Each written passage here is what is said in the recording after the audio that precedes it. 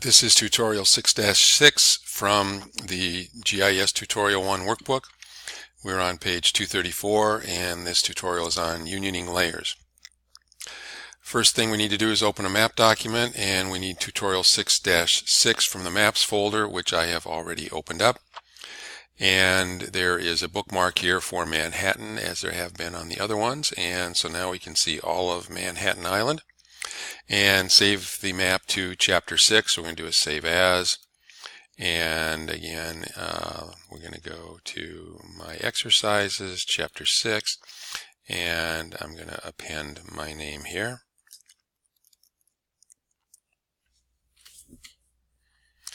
And now we're on the top of page 235, and this one is on unioning layers, so we're going to put some layers together. And we are on number 1 on page 235. From the table of contents, right-click the Manhattan Tracts layer, and we want to open its attribute table. And it says scroll to the right, and what we're looking for is there's no data about the neighborhoods in this file. And then right-click on neighborhoods and open the attribute table, and when we look here, we see there's no tract information. So close both of the tables, and now we're in the bottom of page 235, and we're going to select and export the Manhattan neighborhoods. Okay, so click selection and select by location.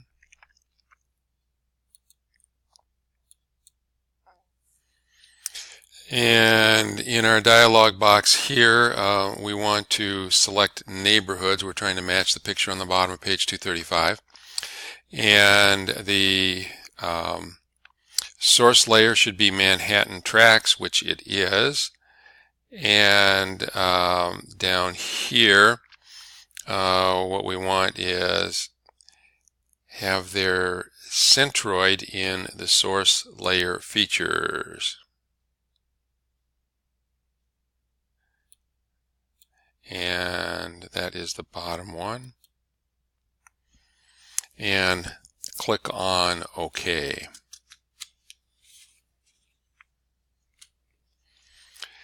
And now if we turn to page 236, we want to right-click the neighborhoods layer and click Data Export.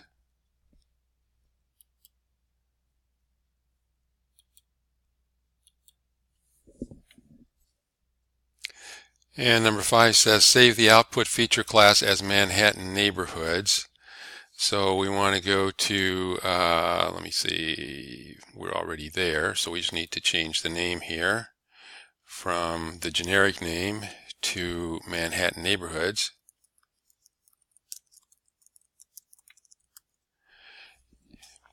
And then click OK. And yes, we'll add the layer to the map. And we want this to be a hollow fill with a black outline with a width of 1.5. So let's click on this, and we want hollow and a black outline. Looks like it's already black, and our width should be 1.5, which we'll have to type in, and click on OK. And then number 8 says remove the neighborhoods layer. So we're going to right click on neighborhoods and we're going to remove. Okay, now we're just have the neighborhoods that are here. And click Bookmarks Manhattan. Well, I think we're just going to get what we've already got, because we haven't zoomed in or out. And now we're on the bottom of page 236, and we're going to Union. And whoops, the wrong one. Geoprocessing and Union. And we want to select Manhattan Tracts and Manhattan Neighborhoods one at a time for input features. So we want Manhattan Tracts and Manhattan Neighborhoods. And so those are our input features. And then number 3 at the bottom of page 236 says save the output feature class as Manhattan Tracks Neighborhoods. So let's go to, we got to do some searching here. So chapter 6, and the name of it's going to be Manhattan Tracks Neighborhoods.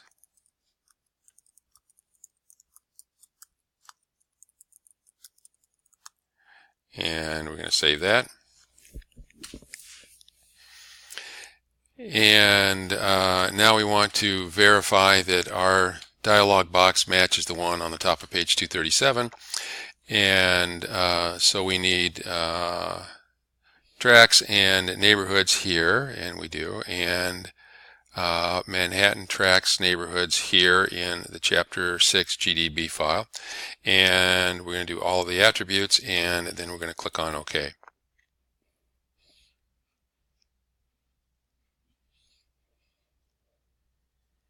And this is our new layer, and it says many polygons from the union do not include neighborhood names because tracks and neighborhoods do not overlap. So the final exercise is exclude these polygons from the map document. Here you use a query to do that. So we want to right click on Manhattan Tracks Neighborhoods, and we want to do a properties, and then we want to do a query. And click the Query Builder button down here. And the selections we want are, let me see, borough code, let's double click on that, is greater than, and then we can just type in 0. We don't need to get unique values. And now we're on the top of page 238, and we can click on OK and click on OK. And now we want to right click on Manhattan Tracks Neighborhoods and click Open the Attribute Table. And so it says there's still some census tracts that do not have neighborhood names. So that is the name column. Let's see if we can find the name column here. And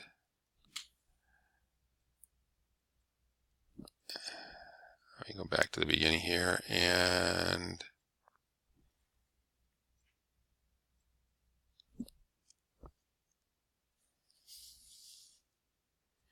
okay, and here it is way over on the right side. And if we go here and there are some that are missing, let's right click on that and we'll do a sort ascending. And yeah, looks like there's a bunch of them that are still blanks. But it says over here, if you look at the name, those are all parks and cemeteries. So nobody's living there. Okay, so close the table and save the map document. And that brings us to the end of tutorial 6-6.